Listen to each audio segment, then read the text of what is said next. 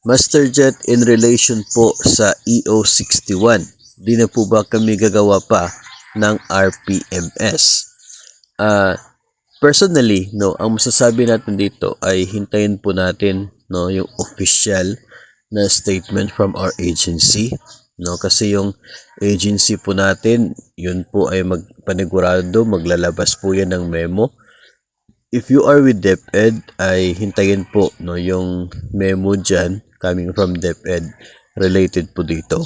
Kasi ganito po yung sitwasyon. Yung other agencies, mga master, ang kanila pong performance rating system nila ay January to December. Even with DepEd, para sa mga non-school-based personnel, ay January to December talaga yan.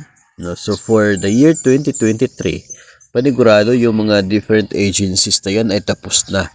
No, sa RPMS, yung IPCR nila sa loob ng taong 2023 ay panigurado tapos na sila. Sa case kasi ng mga DepEd teachers ay yung klase po ay hindi January to December. No, so yung magiging performance rating na basis ay hindi rin applicable yung January to December. Kaya per school year.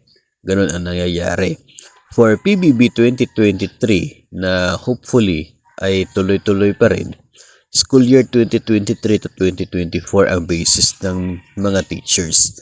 Kaya yung iba dyan ay hindi pa talaga nagawa, hindi pa tapos, no, yung mga ibang teachers. Pero yun ay intended for PBB 2023. No, so posible na magtutuloy pa rin po yun. Depende po sa recommendation ng Technical Working Group.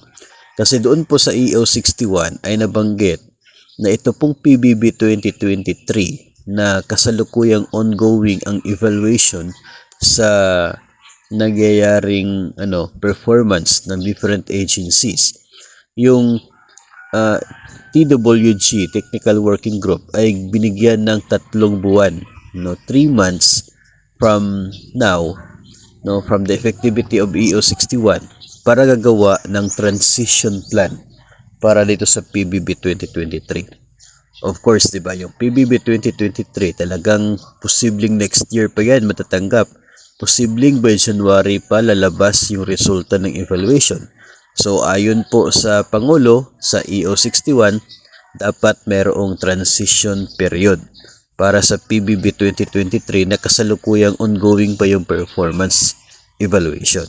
Baka magiging mabilis itong PBB 2023 na ito. Pero definitely, yung sinasabing RPMS sa ibang agencies tapos na po sila, no? Parang yung mga teachers lang yata ang hindi pa natapos ngayon dahil po sa rating period po nila. So, abangan po natin yung magiging official memorandum coming from our agencies to give instruction as to ano po yung mga mangyayari. Kung wala naman po mga ilalabas sa memo ay of course parang tuloy-tuloy pa rin yung nakasanayan, di ba?